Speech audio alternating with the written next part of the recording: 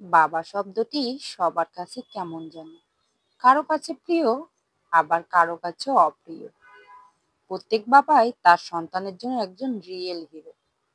বাবার গুরুত্ব সেই সন্তানের কাছে জানুন যে কখনো তার বাবার ভালোবাসা দেখেনি।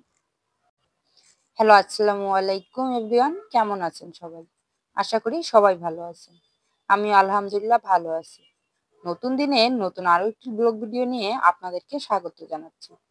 দূরে কিংবা কাছের যে যেখান থেকে বসে এই মুহূর্তে আমার ভিডিওটি ক্লিক করেছেন, আমি আশা করব আপনারাও সবাই আলহামদুলিল্লাহ ভালো আছেন ও সুস্থ আছেন। ভিডিও শুরুতে প্লিজ একটা লাইক দিয়ে আমার ভিডিওটা পুরো দেখবেন।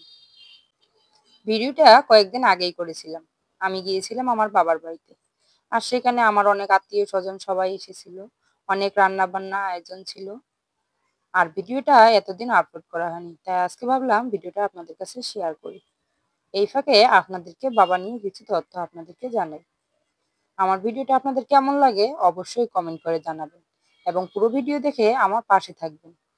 যদি আমার কোনো কথা বা ভিডিও যদি ভালো লেগে থাকে তাহলে অবশ্যই লাইক শেয়ার কমেন্ট করবেন এবং পরবর্তী নতুন নতুন ভিডিও পেতে সাপোর্ট করে রাখবেন। বাবা এমন একজন যিনি সারা জীবন নিজের পরিবারের মুখে হাসি ফোটানোর জন্য নিঃস্বার্থে পরিশ্রম করে যান এবং নিজের সব খুশি বিসর্জন দিয়ে দেন। বাবাকে হারানোর মানে মাথার উপরে ছাদ হারিয়ে ফেলা।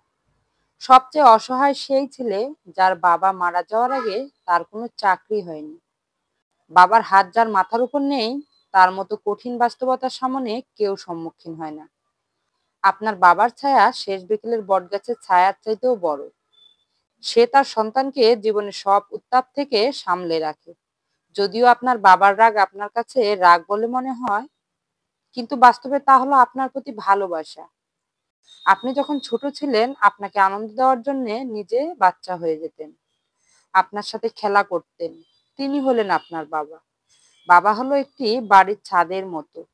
সে নিজে পড়ে সবসময় সন্তানদের ছায়া দেয়, কিন্তু মুখ ফুটে কখনোই কিছু বলে না। হয়তো প্রত্যেকটা মেয়ে তার স্বামীর কাছে রানী হয়ে থাকতে পারে না, কিন্তু প্রত্যেক মেয়ে তার বাবার কাছে রাজকন্যা হয়ে থাকে।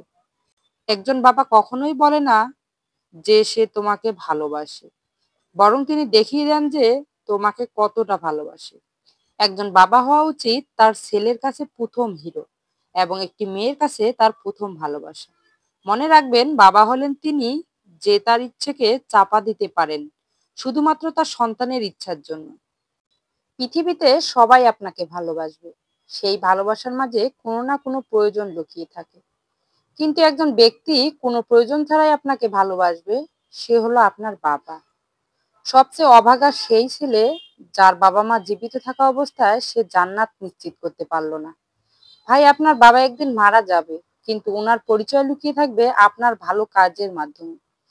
মনে রাখবেন, আপনি আপনার বাবা মায়ের জন্য যা করবেন, আপনার বাবা মাকে যতটা শ্রদ্ধা করবেন, ভালোবাসবেন এবং যেমন ব্যবহার করবেন, আপনার ছেলে মেয়ে থেকে ঠিক একই রকম ভালোবাসা এবং ব্যবহার ফিরে পাবেন। আমার জন্ম হয়েছিল আমার নানার বাড়িতে, আর সেটাই আমার জীবনের সবচেয়ে বড় অভিশাপ। আমি যখন ছোট ছিলাম তখন আমি আমার বাবা মায়ের কাছে ছিলাম। আর যখন বুঝতে পারলাম তখন আমার ছোট ভাই হবে বলে আমার নানা নানি আমাকে নিয়ে তাদের বাড়িতে চলে যায়। আর সেখানেই আমার পড়াশোনা এবং সেখান থেকে আমার বিয়ে হয়ে যায়। এখন আমি আমার শ্বশুর বাড়িতেই থাকি। কিন্তু এই যে বাবার ভালোবাসা হারিয়ে ফেললাম, সেটা আর কখনোই পাওয়া হলো না। সত্যি বাবা, আমি তোমাকে খুব মিস করি। আসলে তোমাকে নয়, তোমার ভালোবাসাকে খুব মিস করি।